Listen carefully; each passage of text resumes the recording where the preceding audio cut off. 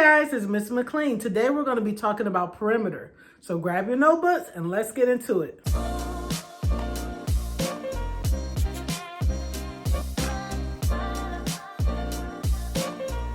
To find the perimeter of any polygon, all we simply do is add the sides. This is the polygon shape, and all we do is add the sides to get our perimeter. Let's take a look at this polygon. Look at all of the sides here. We have 2.1 centimeters, 3 centimeters, 2 centimeters, 3.5 centimeters, and 4.3 centimeters. All we simply do is add up all the sides, and when we add up all of these sides, we simply get 14.9 centimeters. So our perimeter for this particular polygon is 14.9 centimeters. Now, when it comes to other shapes such as rectangles and squares, we actually have a formula to find out those perimeters. Let's take a look at those.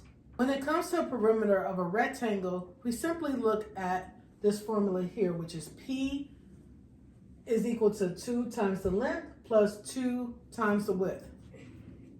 This is a rectangle, and right here it has the length, and this here is the width. So all we simply do is multiply 2 times our length and 2 times our width. And once we do that, we're able to find out our perimeter. So here's an example. Let's take a look at this example right here.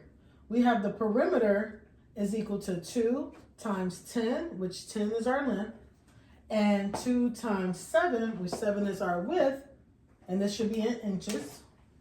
We're going to use our unit of measurement in inches. And once we add that up into our formula, our total is 34 inches. And that's how we find the perimeter of a rectangle. Now, to find the perimeter of a square is slightly a little bit different. A square has all even sides. A little bit different than a rectangle, right? So with a square, all we have to do for that is add up all of the sides of the square. So essentially, our formula for finding out the perimeter for a square is 4 times s. Let's take a look at this example. Okay, so let's take a look. We have 4 sides of a square. And for this example, I took it easy and we just said that each side is equal to 4 feet.